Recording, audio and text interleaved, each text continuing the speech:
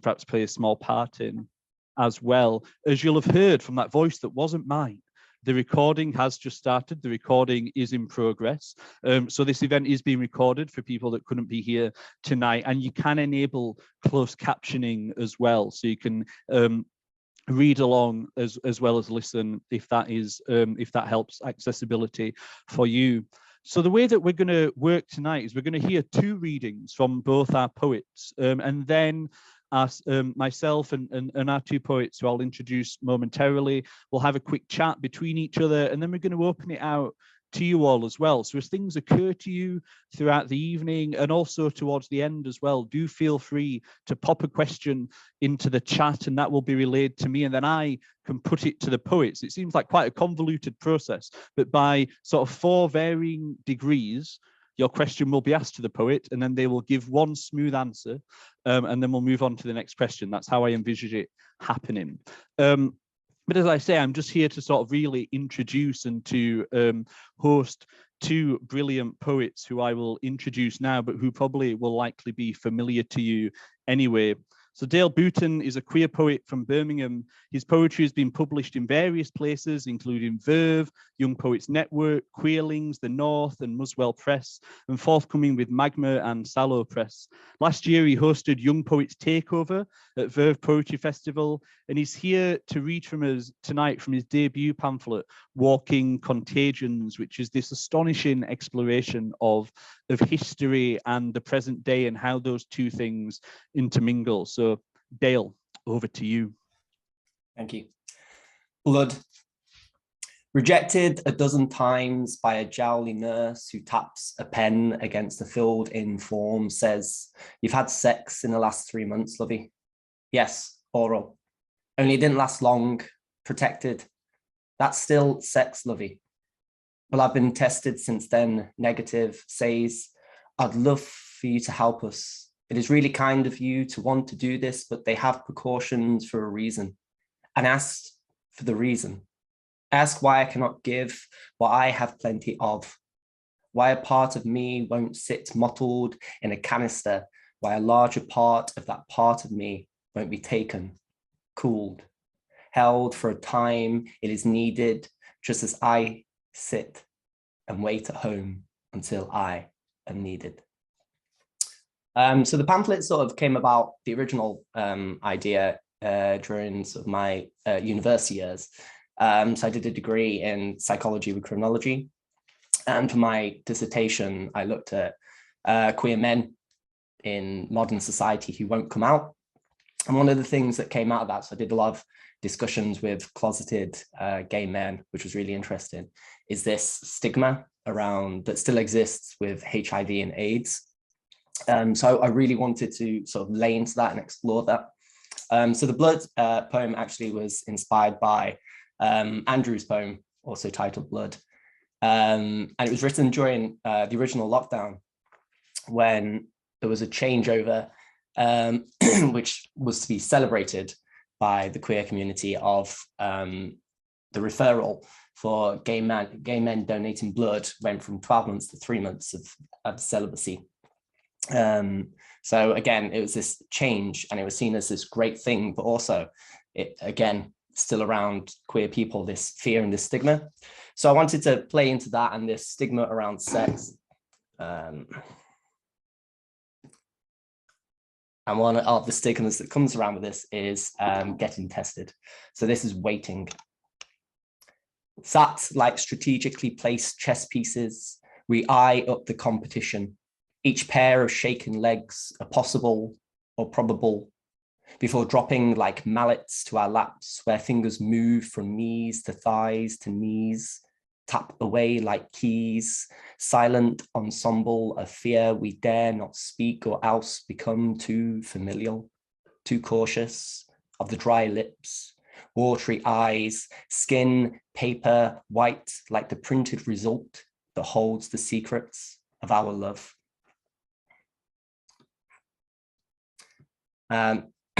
Yeah, so I'm a teacher, so I also teach. And one of the things when I was just starting off as a teacher was sort of the back end of the protests around the No Outsiders project. a primary school that had begun teaching that not every relationship is between a man and a woman. And it was quite an upset about that, mostly because people thought it was mostly about sex, as when people always do if they say, oh, we're going to teach about LGBTQ. It's very much, oh, so it's a sex thing, which is not the case. So then I wrote this poem, which is technically about sex. It's called When They Think of Gay. They think of anal. They think of a dick in someone's arse and they wince at their own imagination. They see animals at play, sometimes kitted out in polished leather harnesses, tied up the way good meat is left hanging from the hook to soften before the butchering. They think of back alleys and toilet cubicles and parks after dark. They think of limpness and campness and AIDS, unprotected strangers in need of correction. They can't help themselves. It is a part of their pathology. All the sucking and the wanking and the rimming and the fucking, it is all they know. I'm telling you, when they think of gay, they think of anal. They don't think of love.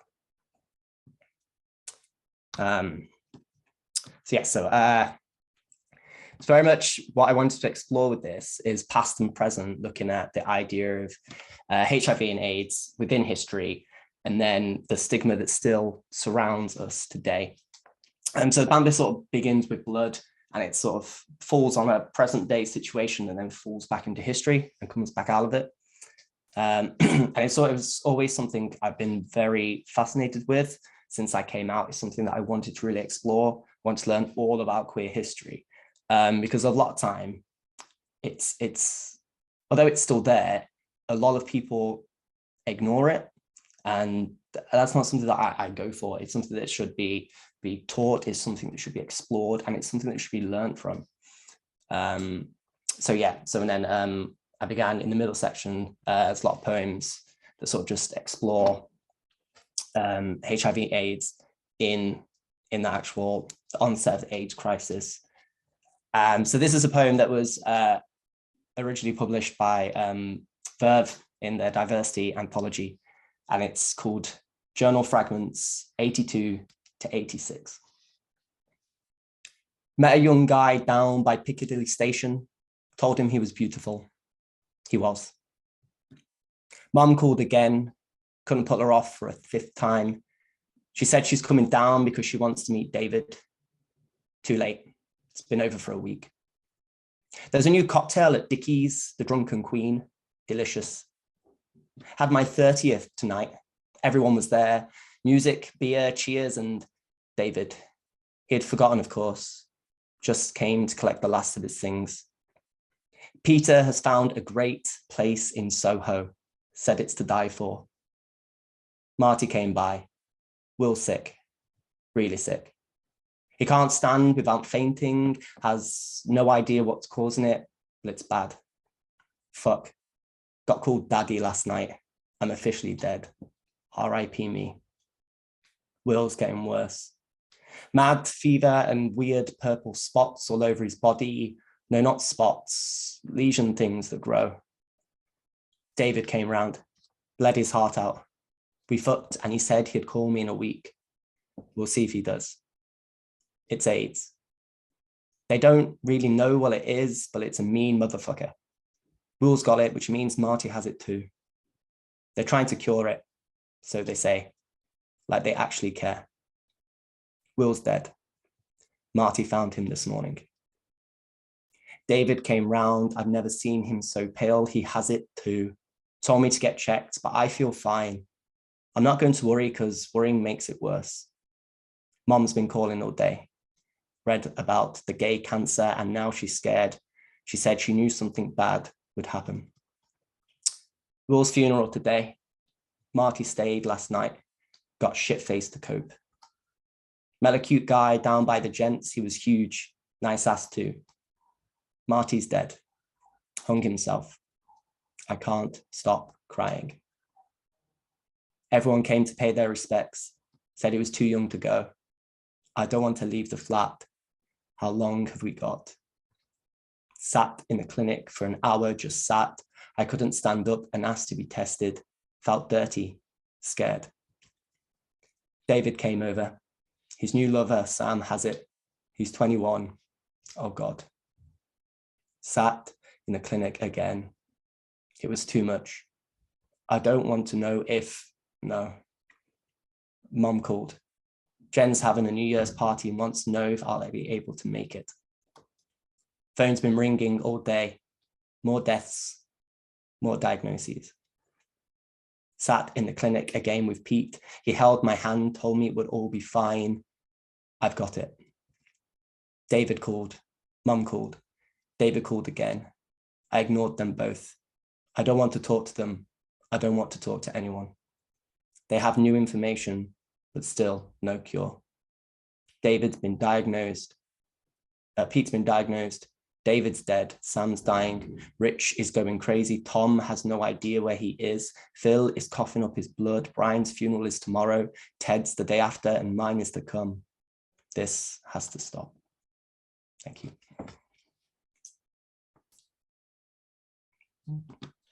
Thank you so much, Dale, for that incredibly powerful and moving reading. And we're going to be hearing more from Dale and from that magnificent work in just a little bit. So now I'm going to introduce us to our second reader. So Simon Maddrell is a queer Manx poet living in Brighton and Hove. He's published in 16 anthologies, over 80 publications, including The Great Ambit, Butcher's Dog, The Moth, The Rialto, Poetry Wales, Stand, Under the Radar, some of our just very best magazines. And magazines like that are always the coal face of poetry, I think, showing the brilliance that's about at the minute. In 2020, Simon's debut Throatbone was published by Uncollected Press, and Queer Fella jointly won the Rialto Open Pamphlet Competition. Simon's fourth pamphlet, The Whole Island, will be published by Valley Press in July 2023. And Simon's here this evening to read to us from Isle of Sin, which is this incredibly tender, powerful, and I think really vital new work, which circles and really looks at the queer history of the Isle of Man. And so it's a space that I knew very little about, but I was really blown away by the kind of the generosity and the heart with which Simon kind of led me through a lot of that history in this pamphlet. And so it's my honor to introduce Simon to you all. Thank you so much, Andrew, and thank you, Peter, at Polari Press, for your continued work in promoting unheard voices and unheard histories. And I think both Dale and my work is a great example of the work that you promote. So please, everyone, do have a look at the other books that Polari Press publish. As Andrew said, yeah, Isle of Sin really is looking at Manx queer history. There are two large portions of the book, and the first reading, I'm going to talk about the first one, which is poems in memory of Dursley McLinden, who was a Manx actor, dancer, singer, even member of the Magic Circle. And he lived from 1965 to 1995. He died of age-related illness. And he was an inspiration for the character Ritchie Tozer in the Channel 4 drama, It's a Sin. This is Bells and Bells. You knew what you wanted from a young age. Adventure was fear to your mother, who sewed bells to the toes of your shoes, drawing due attention, your charm ringing for its own sake. One can get lost in plain ear sight. Center stage can be an island entire of itself. And bells finally toll for actors too. Not all bells were quelled after yours. Too many other graves left unmarked or planted with trees, hiding their truth instead of friends surrounding them when the soil was fresh and ready. Dursley amazingly left the Isle of Man at 16 years old. He was the youngest, moved to London, was the youngest ever student at drama school, at this drama school in North London. Yeah, he had a very meteoric but too short career. This poem, you may spot there are references to some of the plays and things that he appeared in, and it's called "I Could Have Been You." Born just 6 months later, in the same place, on the same island, even though I can't act or sing or dance. But apart from that, we shared a common fear of Cybermen, even if we didn't hide behind the same sofa, even though we had the same different way. Before It's a Sin was sung, we escaped to chase shame. I hid in a similar island home, river locked in the forest of Dean. Even though I was 15 years behind your pink palaced fun and follies.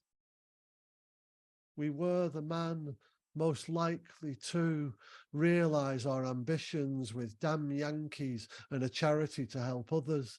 Even though we juggled so much, we cut friends in half, and we were too after contracting HIV. You, a diamond in the fatal 80s, even though 25 years later for me, we both played around the safe spaces across from our sex-sick island. Even though in remembrance of the Daleks, you faced them down, Phantom the Opera with 10 weeks to live. I could never have been you, because I used to wish I was dead.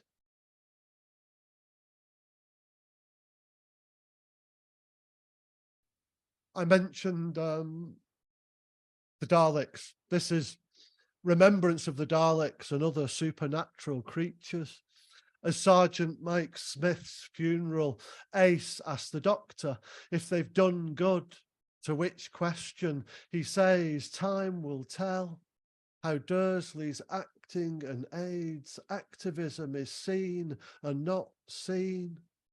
How Sylvester remembers his presence after 43 years, seen and not seen. All those deaths, all those graves, all those stories, retold from the Pink Palace, sin-painted facts and fictions swirling. As every doctor knows, time does not wait for permission. This poem, of all things, was inspired by a question I heard on the Round Britain quiz, and a fact that they gave as part of that thing. It's called "Life Was a Trapdoor." Actors know one's entrance is everything. The dark side being stage left, whilst a hero's journey begins from the opposite side, facing us. But your life was a more complex theatrical device. 6 trapdoors that fitted your fate. The sunroof portal letting all the light in. The star, not just on stage, but off screen too.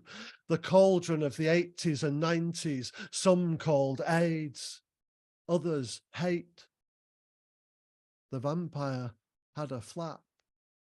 The grave may have plunged like your liquid dimmer light, but the Corsican still performs at the Gaiety Theatre and Opera House, Douglas, allowing your angelic ghost to glide and ascend across the whole stage, bypassing those middle-age exits to heaven and hell, facing us.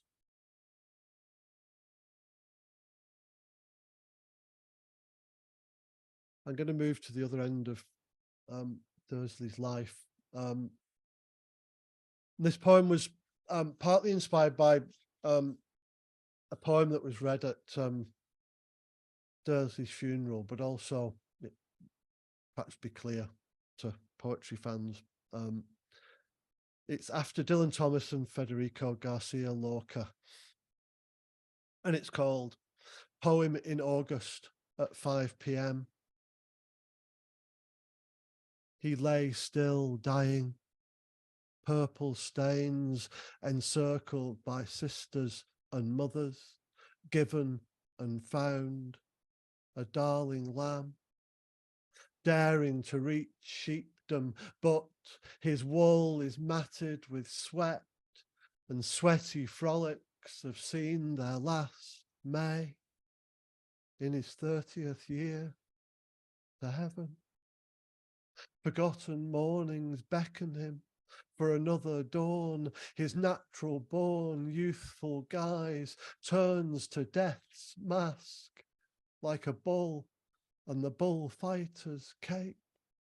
A las cinco de la tarde, a boy brought the white sheet at 5 in the afternoon. A bull bellowed through his forehead. A dance floor of funerals at another place they call the actors' church, where Punch and Judy fought below its portico, thanks to a little magic. The priest is only allowed to say a little prayer. 100 follow. The black hearse with black horses and Judi Dench's black leather, waving him back to man, floating on 200 pints of lemonade, too late to splash a furred tongue and scarred throat. Oh, may his heart's truth still be sung. Back home where the fearful on high hills stumble and tumble, a spiked barrel down Slue Wallian, unknown numbers within.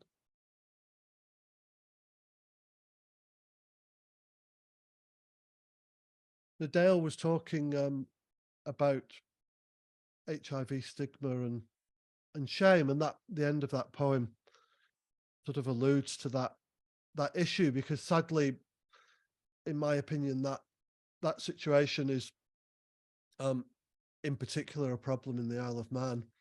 And as we well know, fertilizer's got 3 components. Well, the fertilizer for shame has got 3 components, and they are secrecy, silence, and judgment.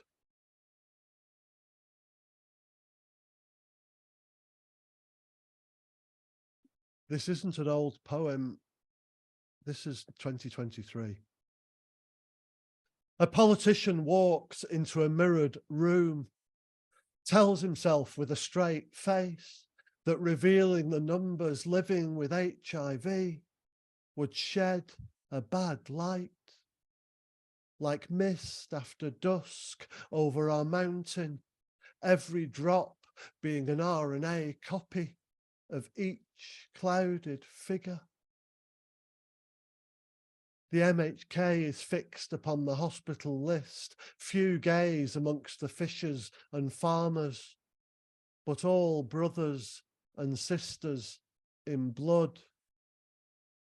Needles shadow an infinity of backs, this mirror showing our island with a condition like his. Thank you very much. Thank you so much, Simon. Those poems just really, they just transport us, and I find them so moving. So thank you very much for that. And I was really struck by what Simon said at the start of that reading, this idea of unheard voices and untold histories.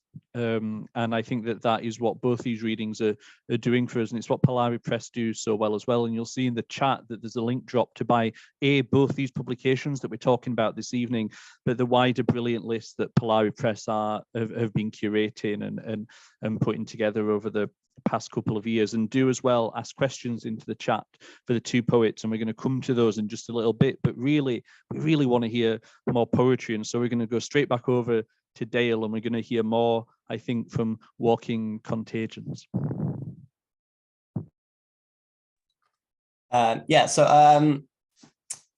Some of the poems also deal with other stigmas around homosexuality within my pamphlet as well. So this is, I hate it when I'm told. It's a shame, really. He's so nice, isn't he? As though you slather salt into a wound that wasn't there before your mouth opened, before you thought, if I can call it that your words were a bandage to my ailment, a remedy to the sickness inside that spills out in waves of blood and bruises body collapsing on the pavement beside a chippy late at night, light on, window filled with depressed hands and gawping eyes, voices not yet served between fistfuls of chips, teeth hungry for the last hit, that one that lets us know will be in the news, a few pages in saying, it's a shame, really. He was nice. I turned 28 a couple of weeks ago. And there's always been this thing within history, which I think is in twofold, of two main things, is this myth that gay men are old at 30. And I think part of it is because of the history that we have, especially surrounding HIV and AIDS. But also I think because when we look at ourselves in society, for a lot of people at the age of 30 who are heterosexual, they have like families and wives and married. And it's that sense of, oh, well, we don't have that. So clearly we've not quite achieved that. And I think there's still that sort of, that idea that we sort of have to deal in the same path of line as other people, when that's not true at all. So I want to sort of further explore that. So this is gay men are old at 30. Because we tell ourselves that in our best sex ed teacher voice, when a man loves a woman, they get married, have a family. And we, so many of us throughout the years, lonely and afraid to love, sat apart from the rosy smile, the peony eyes, the hands as roots stretching out to meet ground that cannot be found, as though the heart is a fruit that never ripens enough to eat. I am so hungry. My body malnourished and frail like a vacuum-packed mattress. I long to spring from my plastic fitting, stare in the mirror in my best therapist voice. And how does that make you feel? And here I'm mixing too much metaphor and imagery. Like a tent or a sleeping bag, I pack away too much of myself into myself. Gawk at the bus stop body, the frame already beginning to rust. The eyes like shattered safety glass on the verge of collapse, lips as tickets, but the date keeps getting pushed back.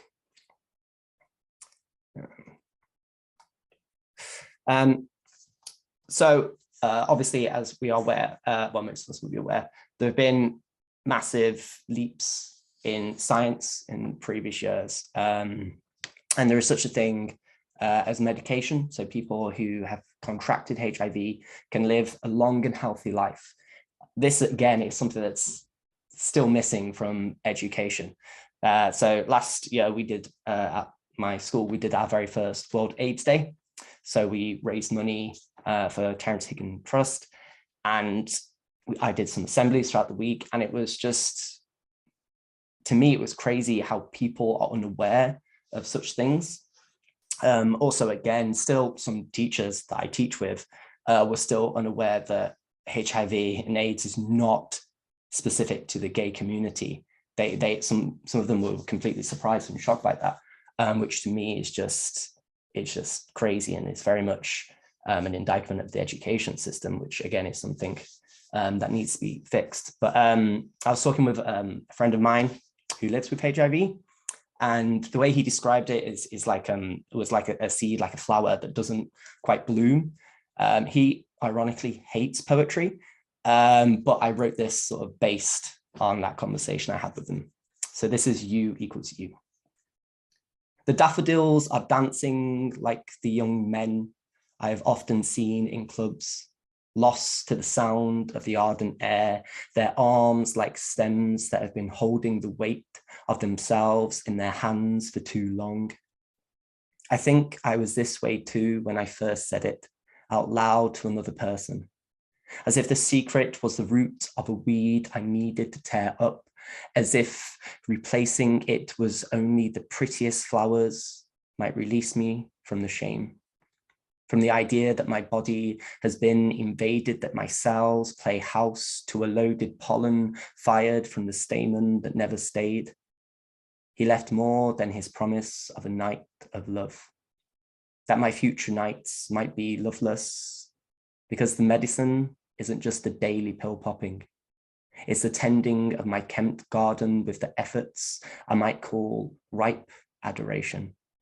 It is the knowing that the bud of my poison petals I hold within me won't ever bloom. Thank you. Thank you so much again, Dale. And Simon is running back, so I'll vamp for 2 minutes while Simon assumes his position, ready to read to us again from the fantastic and the moving Isle of Sin. And once we've heard from Simon, we're going to kind of have a chat, as I say, between ourselves, but also we're going to get a chance to hear questions from you all as well. So do keep putting those into the chat. Any thoughts or comments? There's some wonderful affirmations and things going on in the chat, which is really lovely to see. So Simon, back over to you and more poetry. Thank you so much. Yeah, I was filling my glass and hopefully my throat won't go dry. Yeah, the other section of the book, the whole book is actually dedicated to an incredible man called Alan Shea, who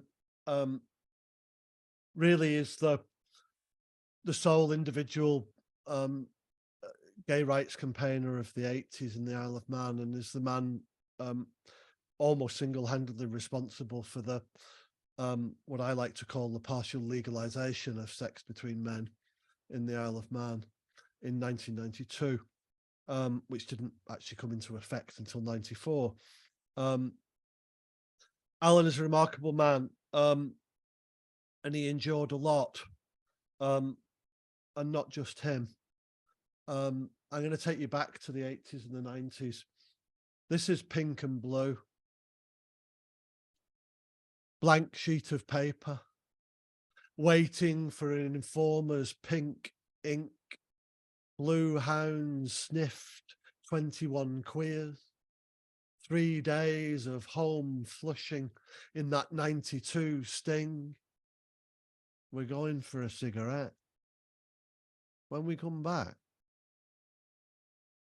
we want a list. Names. Those known homosexuals, or never see your son again. 2 blue fingers point and tap, ringing the ears of their kin. Cells lit every hour. The rope got tight. A pavement spat. 1 car fumed. Blue came back with 2 fags dead in their own hands. A blank sheet left.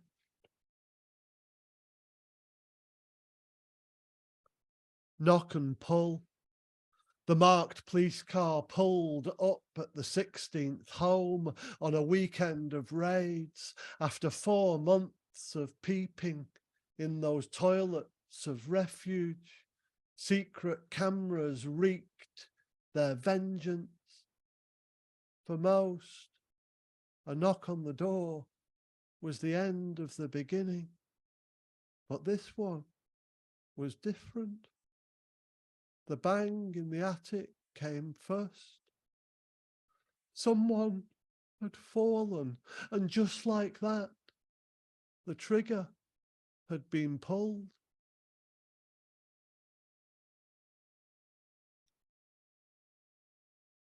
As you can imagine, Alan Shea, and he inspired me also to demand an apology from the police. At least a dozen people took their own lives as a result of the harassment, entrapment, etc., of gay people. I mean, would you believe that even Amnesty International went to the Isle of Man to do an investigation as a result of the way in which the police behaved? And I discovered in Camden's Britannia of 1586 edition, I have to point out, it's one of those things that you read all the time, this interesting Manx custom, and I thought it was really quite appropriate. Unfortunately, Zoom's playing up and I can't share screen because there's some technical issue, but this poem is actually in 2 columns, and it's meaning that it can be read 2 or even 3 ways. And my friend Martin's here, and I know he prefers it the other way than the way I like it. So I'm going to read it both ways. It's called Death and Debts. An old Manx custom of claims settled when a creditor laid with his back upon a grave, with his face towards heaven, with his Bible bare-breasted, clutched too tightly, protesting so Lord's earth-bound executors would repay debts that stood. The unpaid sorrows this ritual reclaims. Unlike dark-glassed police, gods in lawful crimes, our demands clenched to squeeze apologies, kneeling, not lying, facing self-filled tombs, gay men that did not go to jail, who passed straight to their grave without prejudice instead of freedom. An old Manx custom when a creditor laid upon a grave towards heaven, bare-breasted, protesting, so executors would repay the unpaid sorrows of claims settled, with his back, with his face, with his Bible, clutched too tightly, Lord's earth-bound debts that stood. This ritual reclaims. Unlike dark-glassed police, our demands clenched, kneeling, not lying, gay men who passed straight without prejudice, gods in lawful crimes to squeeze apologies, facing self-filled tombs that did not go to jail, to their grave, instead of freedom.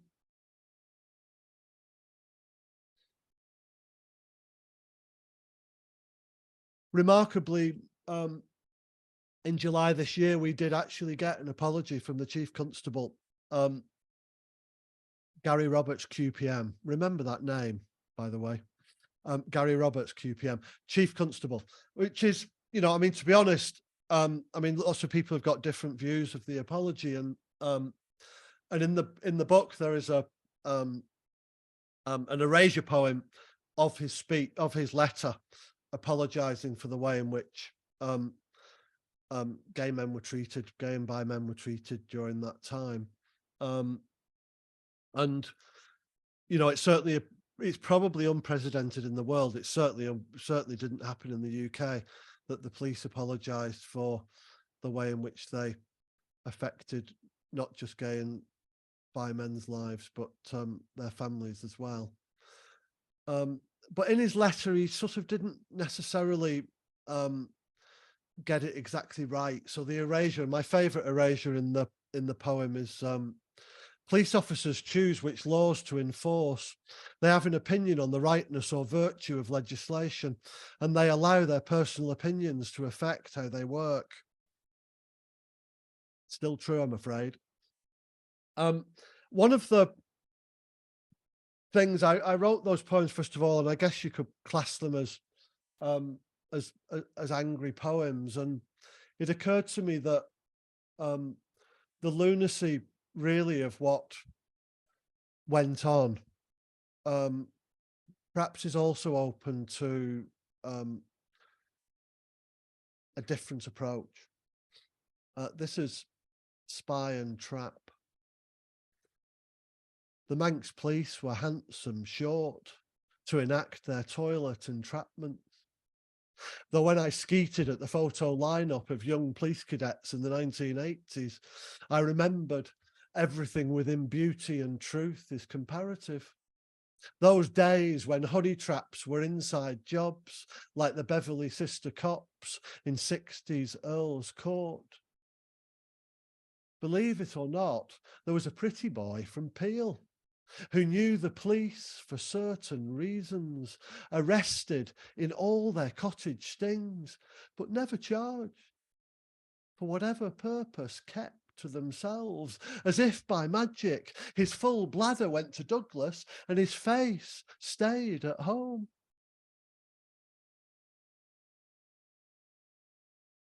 And also, and this is a well, apart from stuff about pubic hair, this poem is absolutely true. It's called Any Excuse. You won't find him in there, says Alan Shea, as the policeman flips the freezer flap in the fridge, looking, they say, for Irish escapee, Mad Dog McGee. In such an unlikely haven, the home of a Manx gay rights campaigner with a telephone that clicks. When told to bend over backwards, he sighs a sigh.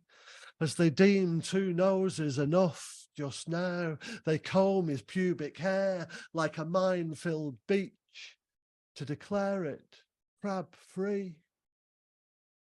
And one could only wonder if they really were looking for Mad Dog McGee. Unabashed, the police park shishi trade and accost every single man visiting that home on Domain Road. Maybe they confessed to P.C. Roberts. They shared chips, cheese and gravy with Mad Dog McGee, or dug a tunnel behind the bread bin with shakes of their left trouser leg. In 1991, there was an organisation set up, or a manifesto set up of an organisation called MOHAS, which was Manx opposed to Alan Shea. And it demanded a referendum, and we know how they go, and the expulsion of the banning of Alan Shea from all media and the expulsion of him from the country, and you sort of couldn't make it up. And this manifesto is also in the pamphlet, and again it's been erased. My favourite little bit of the erasure is number 4. The Manx government is to mediate steps to move Alan Shea to ensure that he is never allowed to turn. And he never has. The guy who instigated this this MOAS organisation, and as he put it himself, as he searched out rough fellows, the rougher they were, the more interested they were, was a man called Mel Cheetham. I'm sorry I can't show you the picture of him because of the Zoom problems, but there is a picture in the Independent on Sunday, standing in his yard, looking like Liberace in a velvet jacket. Mel Cheetham clings to his pineapples and palms their stone column as if his whole masculinity depended upon them and his desire to birch homosexuals himself. Unnatural and utterly disgusting. Consider this obsession imbalanced, just as the spirit level cannot lie. spending too much time, Prukul Mag, those rough fellows, Shishi Rad, that hardened gardener, Susie Cronk, backing him up with old Manx tongue in English, spending too much time searching out those rough fellows down the road, that hardened gardener up the hill, backing him up with old Manx tongue. His detached house is covered in cracks, as if something underneath has slipped. In 1991, Sir Ian McKellen, or Ian McKellen as he was then, made a film. You can see it online, called The Rights of Man, about the problem in the Isle of Man of the illegality of sex between men. And he went and interviewed quite a few people. Two of those people are the subject of this poem. It's called Bona Vacantia, which in Latin is the legal situation when someone dies intestate without dependents, and where the assets get transferred to the state. But actually, secretly, I wish that Bona Vacantia in Polari, for those that know Polari, I just really wish that Bona Vacantia in Polari meant good riddance, in memory of Frank Duggan and Dorothy Duggan, née Duggan.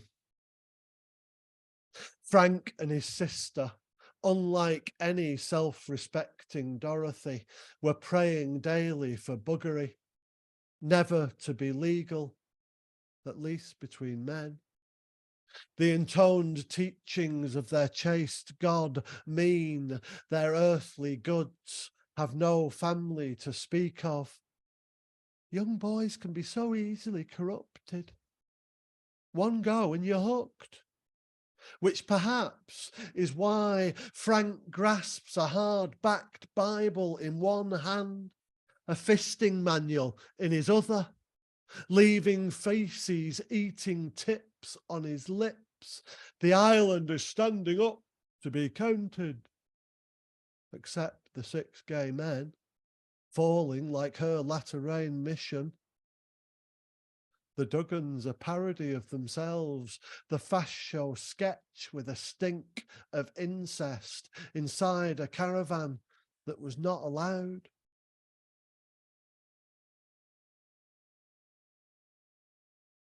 I don't know how I'm doing for time.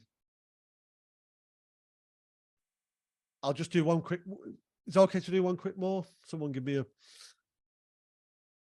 I spoke to a lot of young people in the Isle of Man, the LGBT youth clubs, which remind me of the of 1980s pubs. You know, they're all blacked off. The one in Douglas is all blacked off windows and not allowed to put adverts outside. It was really quite a surreal experience. But the facilities are there. They're just not allowed to be talked about. And you can only go there by referral. But I spent a lovely time speaking to a number of young people, and I sort of created a, if you like, a found poem. I asked them all sorts of questions, and here's a found poem from those people. And with her permission, there's an epigram as well, which is a quote. It's called Young, Queer and Manx. Max, why is there so many men on your Instagram? Max's mum. I have too many bad stories. School is hard. There's a lot of bullying, too much. The beach is the most free. At Scarlet, we collect lots of little weird things like us. Puffins on the calf. We forced them away and now they want us back. Moddy Doo, the black dog. Moddy Doo in Peel Castle, here and feared, fierce and queer. And then they threatened to bomb it. Squirrels, they look cute, where everyone thinks they're a pest. Better to be a green sea turtle, the wren riding on the back of an eagle, a dragonfly, a chameleon, because we have to be. Seahorses are really gay.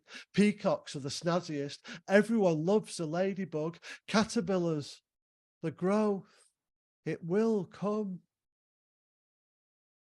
A butterfly is just majestic, spreading its wings. Thank you so much, and thanks, Max's mum. Thank you so much, Simon. And we've just got a little bit of time for some questions, and I've got a couple that I wanted to ask, obviously, of our poets, but I wanted to come to this question that we've had in the chat that I think is for Dale first of all, and then I'll come to Simon with it as well. But Luke in the chat is saying some of the themes in your poems occurred, Dale, in a time prior to your coming of age, this idea of kind of monologue or kind of looking back towards stuff. And how do you draw on experiences so vividly and accurately, even if you haven't, you know, kind of lived them yourself? That's a good question. So sort of when I came out as queer, I as I said before, sort of fell back and sort of explored queer history, especially around this time. But when I was working on a lot of these poems, it was very much around reading, exploration, conversations with people that I knew and friends that are living with HIV, a lot drawn from that. And then sort of when I was piecing this pamphlet together, I spent a weekend just locked in my flat, and I was just listening to the AIDS tapes. I was just taking everything in. It's quite an emotional time. So on the Saturday night, so on the Friday and the Saturday, I just stayed in and I just did it all. On Saturday night, I went out in the town with some friends. I was in Eden Bar in Birmingham, and I just it was just coming from that situation of people going out clubbing, dying from AIDS, and then being there. It was just crazily emotional. I just had to sit down on the sofa and was completely blown away with sort of where it has moved in the past 40 odd years. It's just incredible. And I think that's kind of why I write into it, because I think it's history that still needs to be taught, as I said. And it's one that, as I said, we need to learn from, but also celebrate all the gay men that stood up and fought governments, that fought people who were leaving and ignoring such an epidemic that without them we would still be there, or we wouldn't even be here. Absolutely. And Simon, I was thinking for you, you know, we heard in that, particularly in that second half of the reading, but I think in both your readings, you know, these erasure poems, these found poems, these brilliant kind of formal devices that you're deploying on oftentimes speeches or historical documents or historical kind of happenings. And I wonder for you, what do you see as the power of kind of poetry applied to either these historical characters, these speeches, these verbatim things that people maybe said? What is it about poetry, do you think, that has this kind of powerful effect that we've just witnessed, I guess, as we've heard your poetry? To be honest, I've got no idea. I mean, I think it's a real. I find this sort of work the most challenging because of course you're trying to be true to history. You're bringing this history back. It's not an I poem. It's not a lyrical I poem about your own experience. So I think it's a real poetic challenge to be able to try and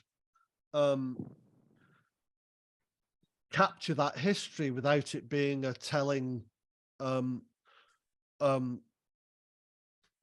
telling prose. And what I think poetry, to try and answer your question, what I think poetry can do is create the energy and emotion of that time and those experiences, and through that, to a certain degree, bring it alive, or sadly show the death of what was happening at those times through through trying to make the emotion lead the way rather than the facts. I think that's a really interesting distinction that you've given there, Simon. So, and I think, as in all great poetry, I'm always fascinated by this distinction of, I guess, as you describe it there, like emotional truth and what actually happened truth. And actually for you there, the kind of, as you're describing to us, the emotion and the kind of heart of something, the poetic truth. There's a fire alarm going off, but it's just celebrating poetry. But I'll carry on. But as you say, for you, is it that the emotional heart of it that's important then, Simon? Yeah, I mean, I do struggle a little bit to not be 100% factually accurate in things. But the beauty is, I think, in poetry, is that one can uncover all sorts of amazingly true facts that are extremely poetic. I mean, flipping up the freezer flap of the fridge to look for Mad Dog McGee. I mean, and it's true. But I mean, I think poetry without emotion is, for me, is not.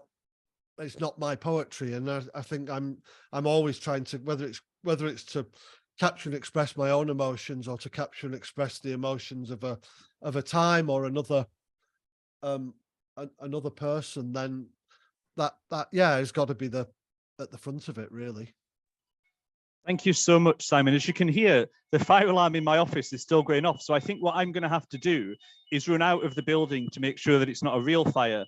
But what I'm going to do is leave you in the capable hands of Dale and then Simon, who are going to read you a final poem to finish off with. But I just wanted to draw your attention to a comment in the chat where somebody said, I wish I had a teacher like this when I was in school. And if all Polari Press books, if Simon's work, if Dale's work was available in schools now, we would be in a better position than we are now. The alarm has stopped. There you go. The power of poetry has put out the fire. We're all slightly, the sounds ringing in our ears, but there we go. I felt like it was swelling the chorus of my beautiful, passionate speech at the end there. But as I was saying, you can hear me properly now, we're going to finish off with a final poem from Dale, a final poem from Simon. I just want to thank them both and Polari Press for allowing me to kind of just sit in and eavesdrop on this beautiful poetry this evening. Do check the links in the chat for the work that Polari Press are publishing and doing, and to buy Isle of Sin and to buy Walking Contagions. And just as I was saying before, this work deserves to be published. The alarm's going off again. I'm going to evacuate. I'm going to leave you with Dale and then Simon, and have a very good night, everybody. Thank you, Andrew. Thanks.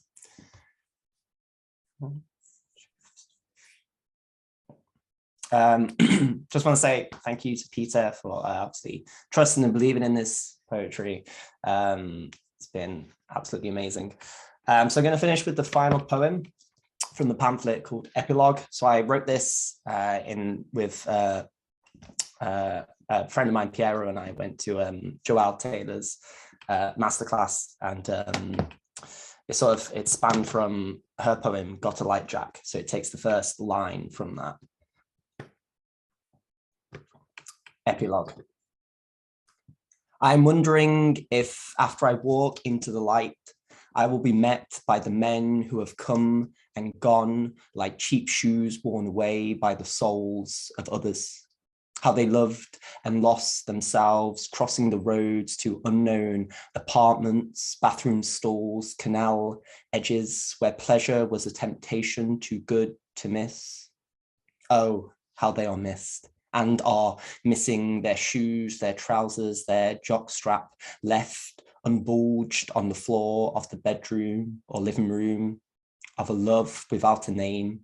Oh, how they kissed and wanked and sucked and rimmed and fucked, 69'd into paradise by a motor mouth profile, headless shot of torso, tainted bronze steel, coloured beige or brown or night, or that colour of cum. What is it?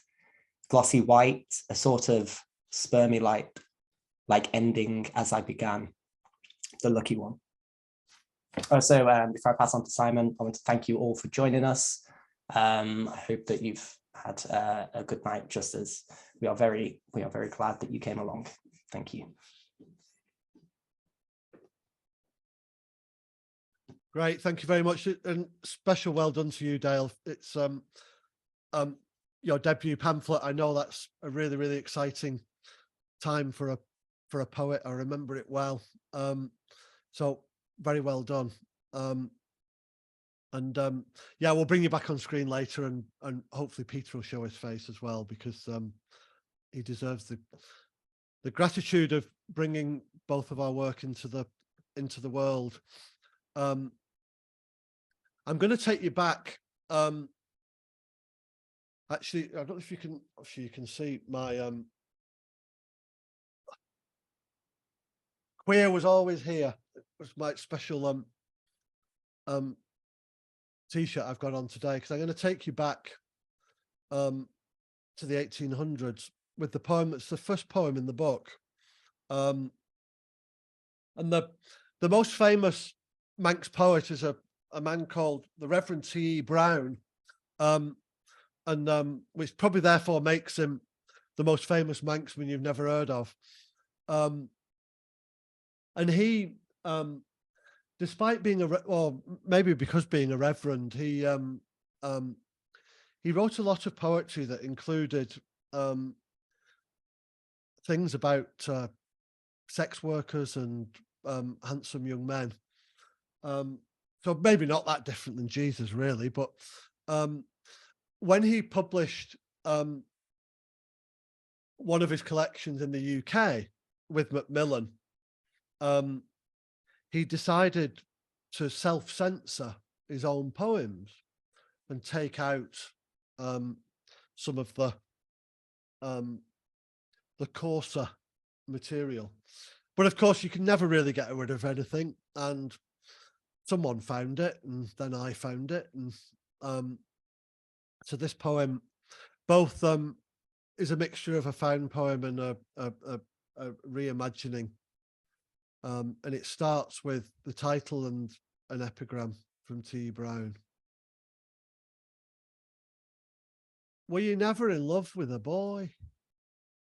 What way? Well, that's the thing I cannot say. Like a brother or that? No.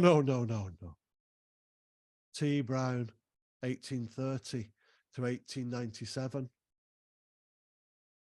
I was mad for those two boys who became gods, hefting hard to look so fine. Wiry scattered hair, fragrant thoughts fluttered my mind. I longed to worship them alone, to feel raw and pure lust, and worship them I did, on my knees, and my hands, you know where I placed them, rowing in a boat, the boys stripped, sculpted arms, necks and backs like barked beach. I considered their bathing bodies, islands within islands, a desire for sea in a sea, which I'd once sunk into the innermost depths, moving me deeper below deck. Foreheads drip on their open lips, tongued every time I look. Now every sinew strains, my eyes trail the lines of their bulging temples. Oh, to be in their leck, wrestling naked beauty, where shame lies and truths grapple with love that changes nothing but love. Thank you so much. So yeah, we can bring back a